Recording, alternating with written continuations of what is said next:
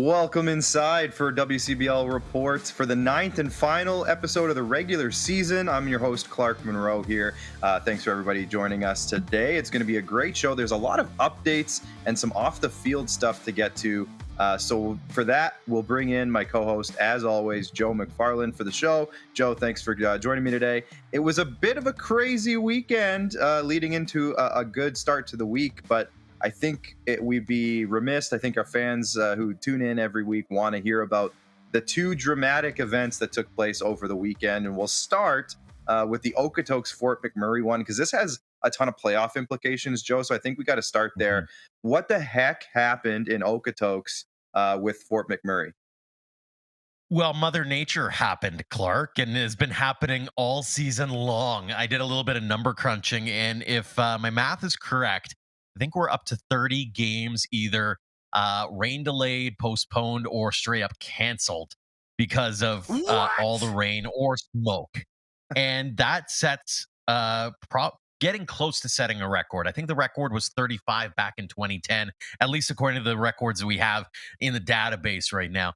It's been a wild and woolly. And last week I did say, hey, we got to be close to having as many games canceled or postponed or completely washed out as the three previous years combined. It's actually the last 2 years, because 2022 actually was quite wet as well. I think there was about 20 games that were lost due to rain there. So Okotoks has been the centerpiece. And I mean, you go back to that All-Star game, it was quite rainy there too. And it's been kind of waterlogged there for a bit.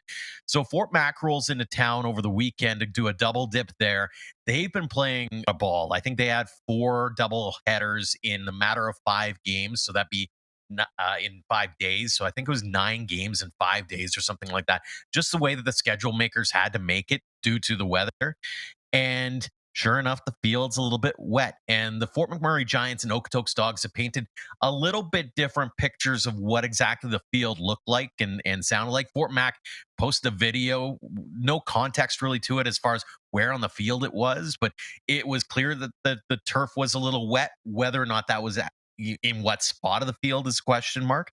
On the other side, Okotoks says, we're fine. We don't worry about the player safety is fine. If it was of any concern, we would have totally canceled because we've got playoff implications of our own. Fort Mac says we don't want to play. They were going to play under a protest. They ended up walking out of the field before the game even started. So technically it's a forfeit. From what I understand from the WCBL, is it's still being investigated, talked about. What the path forward is still up for grabs. So anybody's guess right now. Stay tuned to the WCBL socials and more about the schedule and what the implications might be. Because again, as you mentioned, both teams are in the midst of very different but very real playoff races. Yeah, and it does paint a huge, black mark on Fort McMurray's playoff push, and we'll get into that when we talk about the standings. But it's very crazy timing for them, and it must not have been an easy call for Ray Brown and the Fort Mac Giants to say, you know what, we simply can't play here today. But like you said, I mean, when they've been worked as hard as they've been worked, and that bullpen has been taxed as much as it has, uh, maybe there was a lot more to it than we know for sure. But like you said, the video, circling around social media of the sloppy field conditions. It looked like foul territory, but like you said, there wasn't really any context as to where that was. So it's tough for any of us to say we weren't there, and it's just really Yeah. interesting timing for Fort Mac when those two games. Again, it's a very good team, but you get a win in either even one win in those games, and all of a sudden they hold on to that playoff spot. Now they're fighting for it, and we'll get into that in a second in terms of how Mhm. that bottom of the West is turning out, because the West is amazing actually in terms of the playoff race. It's a two tiers of three teams Mhm. in each tier, and it's going to come down to this final week, all the way down to the last game. It looks like, and thankfully, Joe, for us, a lot of those teams play each other over the next few days. So it's going to be a very interesting Yeah. few days for both the top of the West and the bottom of the West. But let's move to the other dramatic situation. And we have a little bit more information on this one as of right now. But we'll start before we get into some of the reports in terms of the suspensions that have been handed out and all those things. Can you give me a quick little breakdown of what happened between the Saskatoon Berries and the Swift Current 57s the other night? Yeah, and again, I wasn't there, unfortunately, so I can't report exactly what transpired off the field, but clearly it was something pretty serious given the seriousness of the penalties after the fact. But what we do know on the field is during the bottom of the eighth inning, Saskatoon is at the dish, and it's Ethan Murdoch, one of their stars, former Swift Current 57, in fact, takes a pitch up and in, and nobody thinks much about it. And then the next pitch, he gets plunked. And you can see both benches starting to chirp some more. It had already been heated. I believe Rudy Estrella of the 57s had been tossed prior to the game or prior to that incident. And so let bygones be bygones, things cool off. Top of the ninth, Luis Ayala with the Swift Current 57s comes up to the dish and he gets plunked. Clearly, eye for an eye, and both benches kind of start yapping at each other again. Nothing major on the field happens. And then as I'm watching the video, you see some of the players from the Saskatoon Berries run along the walkway between the backstop and where the fans would be sitting, and the play-by-play man for the 57s says there's something going on off field. Oh boy, we're gonna have to get the Mounties here. There's a lot of rumors and innuendo going between the two sides from here on out, and the fan base is taken to social media right off the bat. Can you believe what happened? Nothing substantiated yet. I can say that the RCMP were not called to the situation, but it was clearly significant enough that there were a handful of, I think it was a total of 30 games worth of suspensions handed out between the two teams. So clearly the league needing to send a message that, hey, this isn't going to be tolerated and we can't be the Wild West heading into the final week of the regular season. Yeah, well, let's have a look now at kind of some of the news that has come down from that. And as you can see, this is the statement from the WCBL after reviewing a series of incidents at Mitchell Field during a July 25th game between the Berries and the 57s. The WCBL has issued the following suspensions. Head coach Rudy Estrella for the 57s got 10 games, assistant coach Sean Lee 5 games, and pitcher Hunter Mark 5 games. So essentially the remainder of the regular season. Jalen Freeman for the Saskatoon Berries 5 games.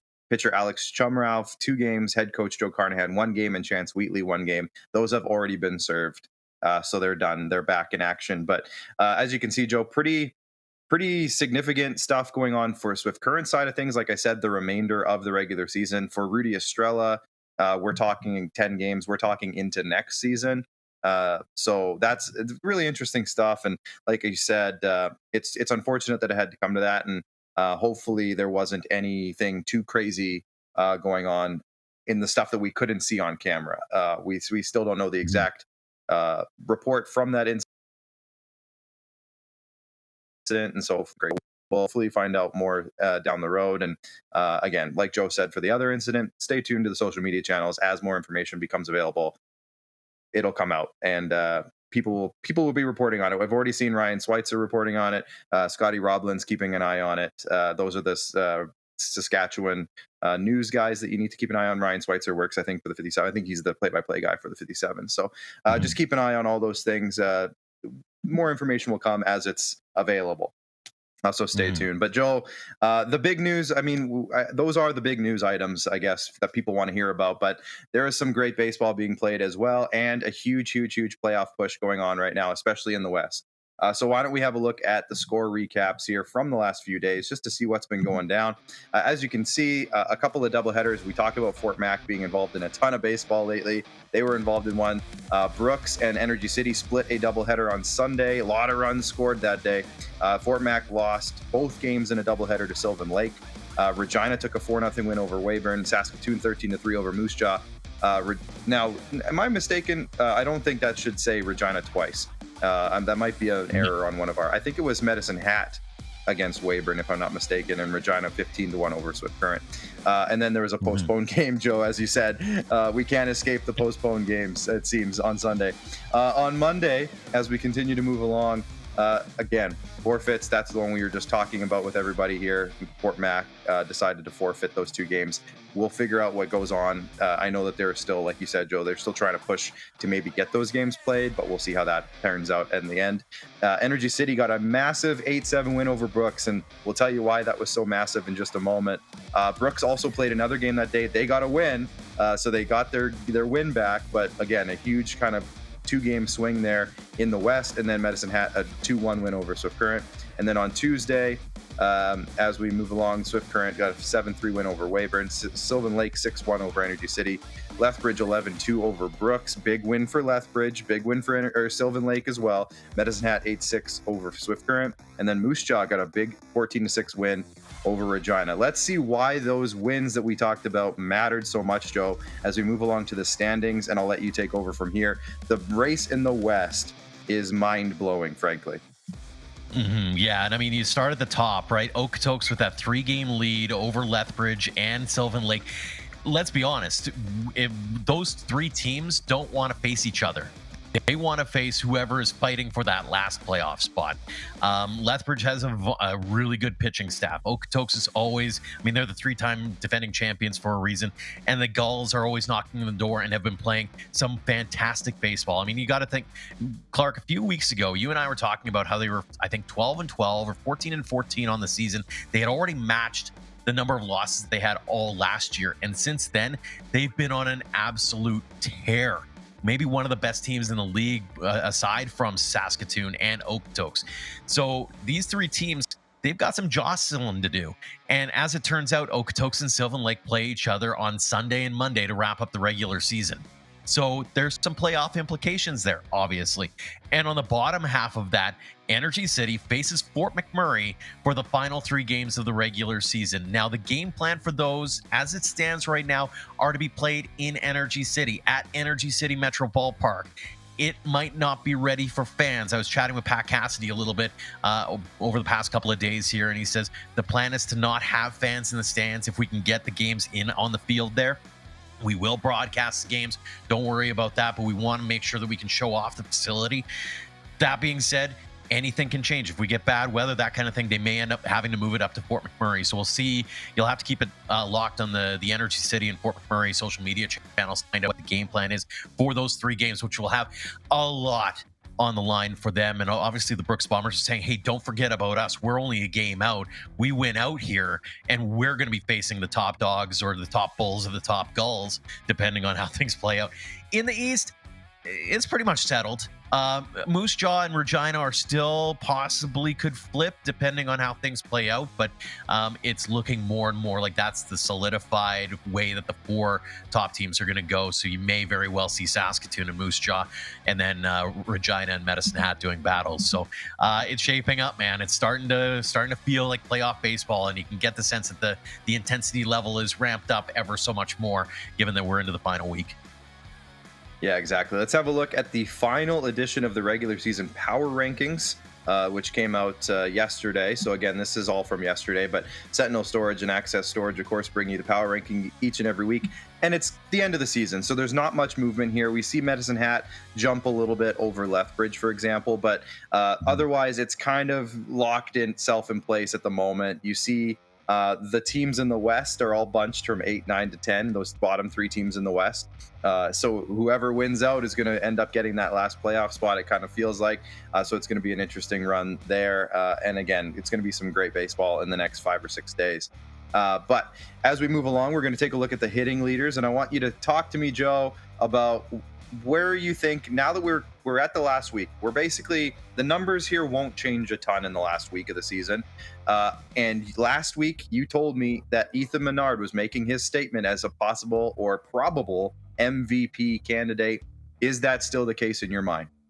I think so. I mean, when you think about how this team, everybody knew Saskatoon was good. And when he came aboard, it just really solidified what that top 4, the batting order, was going to look like. I don't think anybody really thought he was going to be on this kind of heater where he's got a 411 batting average, 12 plus home runs at this point of the season, 39 RBI. So he's in the top 10, top 5 in most offensive categories. And that's usually a pretty good case and marker for, hey, this has been the guy who's been the game changer. And to me, that's your definition of an MVP to me. That being said, there's a few other guys on this list that I'm like, man, if they weren't on that team, are they as good? I think Connor Croson has been that guy in Okotoks. He's been not just the offensive leader, but he's been just a leader in general for that team as they've had some turnover this year. And there were some questions as to whether or not they'd still be near the top of their game. Well, they're still at the top of the division. I think you can look at a Carter Roth and say, listen, this guy has been pacing this team, this Medicine Hat offense for the better part of the season. So there's a few real good guys on this list that definitely deserve some postseason award accolades or at least some mentions. Yeah, absolutely. And we'll move on. Just check out the home run leaders really quickly as we talk about Ethan Menard and some of the other names that you mentioned as well. Those Saskatoon Berries continue to destroy the leaderboards in terms of, especially during the hitting leaderboards. But some other guys. The one guy we talked about a little bit last week, and we talked about the Regina Red Sox in flux with their roster losing.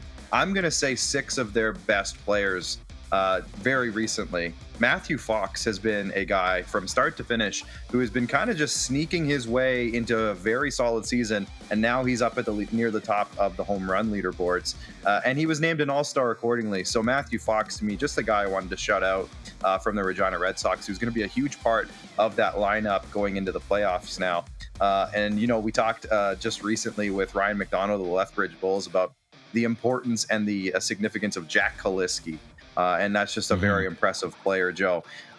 Just for the Lethbridge Bulls, he's been such a huge part of that team now for a couple of years, but obviously having a huge year. And the crazy part is, Joe, we talked about this early on in the season, like in the preseason talks. He's not even pitching. He's been a pitcher too, and he's not even pitching. He's just crushing it at the plate. So I just wanted to give a shout out to those 2 guys on this list as well before we move on. Anyone you want to touch on before we move on to pitching, Joe? Yeah, I think a couple of guys really I want to focus in on is Evan Morrison, a hometown kid out of Medicine Hat, has been a powerhouse for that team and has been in amongst that leaderboard quietly because that's been a really good offensive team. And if it so happens that the Medicine Hat Mavericks do draw the Regina Red Sox in round 1, Regina's going to have their hands full. And as you mentioned, when you're losing a few of those bodies that they've been dependent on this year, it's going to be guys like Evan Morrison. It's going to be the guys like Carter Roth who are going to be real difference makers in that round 1. The other guy, going back to the Okotoks Dogs again, I feel like they've been almost understated. We've talked about Sylvan Lake. We've talked about Lethbridge and their pitching staff. We've talked about Fort Mac playing some really good ball. And yet I feel like you and I haven't discussed the Okotoks Dogs a whole heck of a lot because it's almost what to be expected of.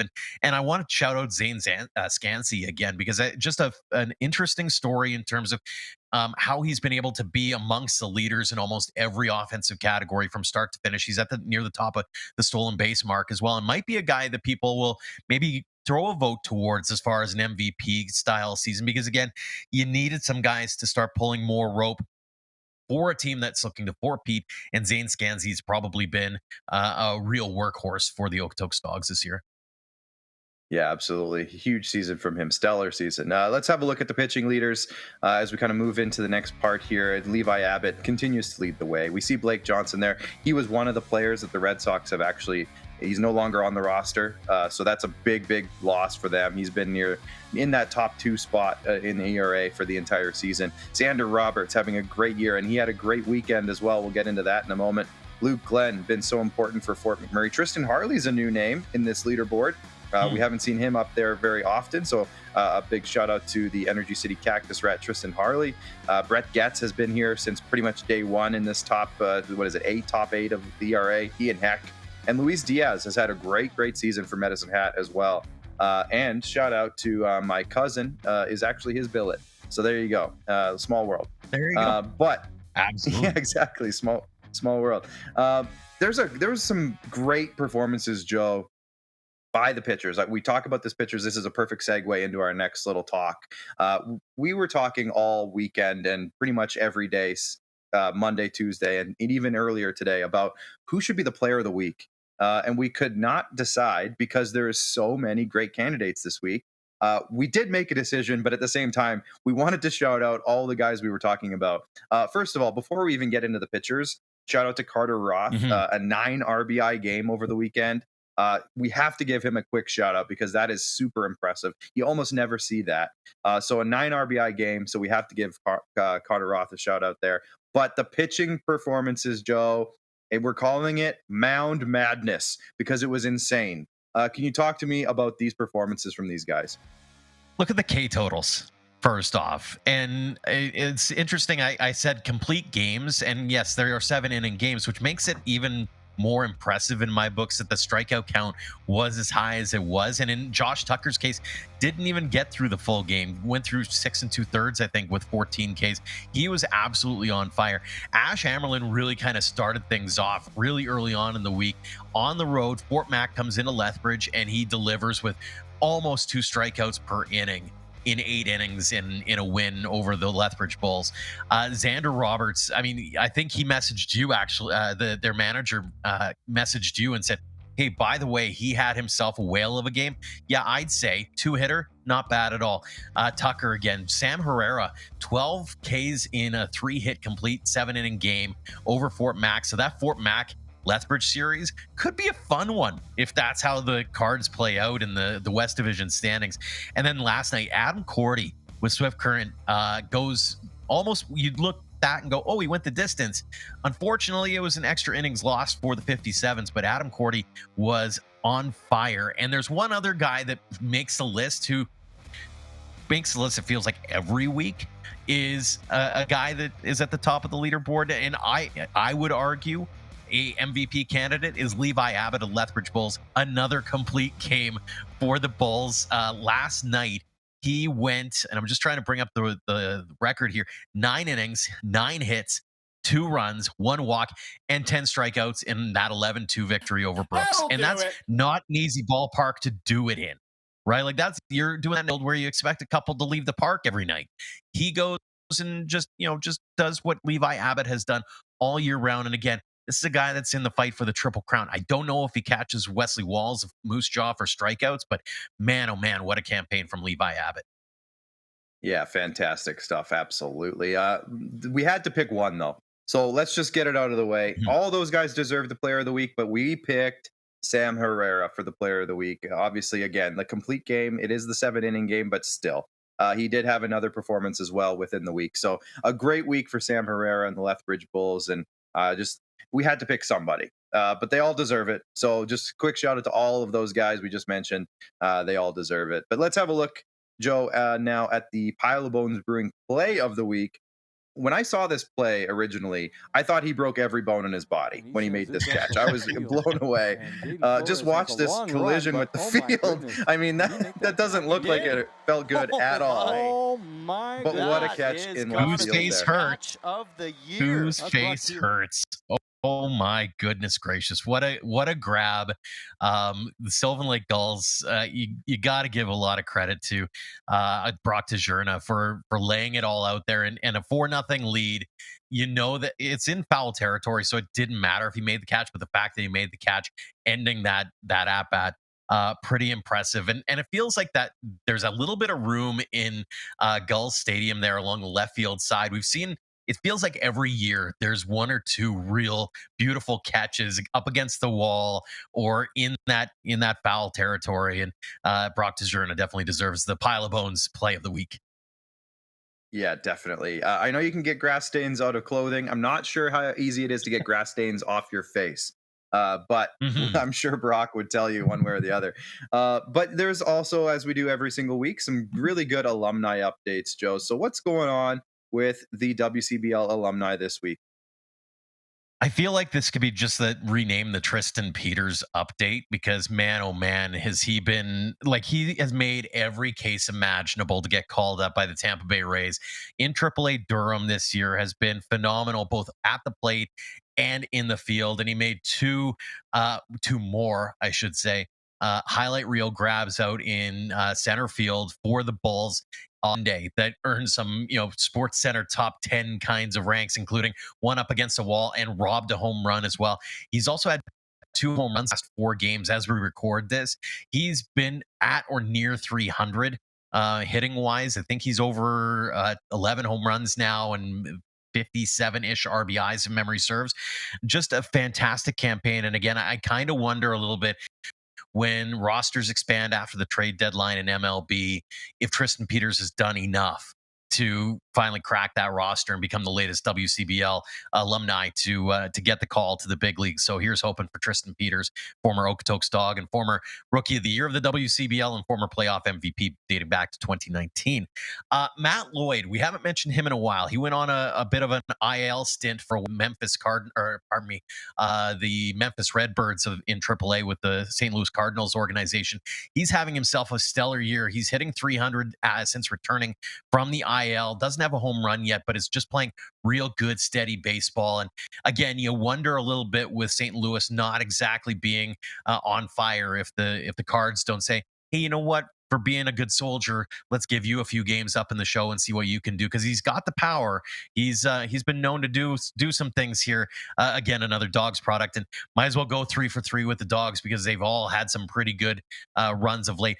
Hey, Gavin Logan's back in AAA. He's a longtime Dogs drafted by the Arizona Diamondbacks.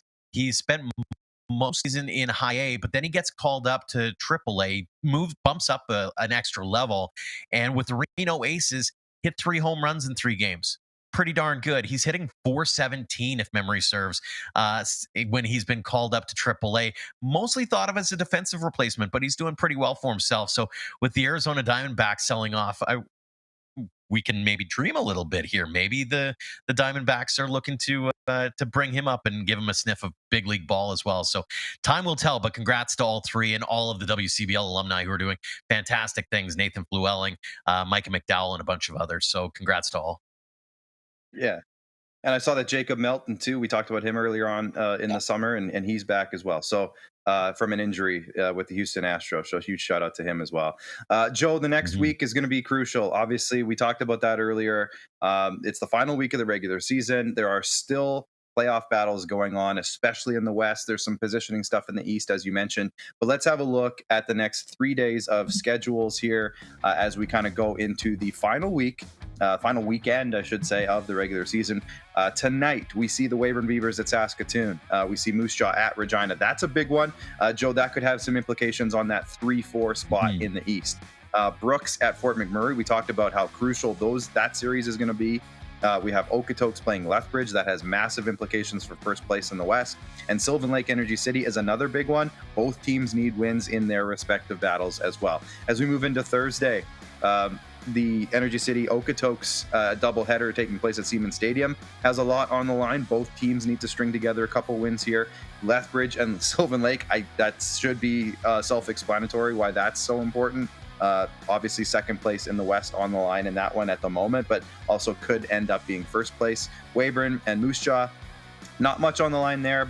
Obviously the East playoff spots are locked, but Moose Jaw wants to see maybe they could push up and move into that 3rd spot over Regina. Medicine Hat, Swift Current. Medicine Hat has second place locked down in the East, so there's not much there. Brooks, Fort McMurray, again, a rematch of tonight's game, going to be a huge one. And then Saskatoon, Regina could possibly be a playoff matchup. We'll have to see how that all shakes down. And then Friday, as we move into the beginning of the weekend, we're into August now, of course. Saskatoon, Regina play again. Lethbridge, Sylvan Lake play again. A huge one there. Energy City, Okotoks play again. Brooks, Fort McMurray play again. Medicine Hat and Weyburn, and then Moose Jaw, Swift Current. So it's going to be a great few days. A ton on the line, Joe. And before we move on to what you have your eye on, final words of the show, there are 2 things we talked about last week I just want to touch on. There's, of course, the food bank drive that's going on across the league. And, of course, tonight it's going on with the Energy City game. I'm not exactly sure how that's going to work, but it's going on. And then, of course, later this week, Fort McMurray has theirs and Moose Jaw has theirs. And then Saskatoon into the weekend and Regina on the final day of the regular season. So if you're going to those games, make sure you have some non-perishable food items. Bring them out. Let's pack it for the food banks across these communities. And then there's also a used equipment drive going on. And there is a game tonight going on in Fort McMurray that's taking place. And then again, August 4th, Energy City. Not sure how that's going to work, but it's happening. So keep an eye on the social media channels, and there'll be some more information coming out there. Of course, that's for Broker Link Insurance. So it's going to be a great week, Joe. But final thoughts, final words before we end the show here today. Final one of the regular season. Crazy. I don't know how the season it feels like it just started, and here we are talking about, okay, the final week of the season, and then we're gonna get into the playoffs, and you and I are gonna get to talk a little bit more often heading into the playoffs. We were hoping to maybe put together some preview shows for each of the series and rounds of series, so looking forward to that. From a regular season perspective, I think the big storyline is going to be the Fort McMurray Giants are essentially in the grips of their own destiny at this point. We walk past the Okotoks series for a second. You got, I think, 4 games against Brooks at home. And then depending on what plays out, who's playing where, it's you in Energy City. So however you play in the next 7 games is going to determine your playoff fate. If you can win 5 of those 7, you should probably be in that playoff hunt. Even 4 out of 7, and you probably have that spot locked up. You want to put as much distance as you can between yourself and those other 2 teams.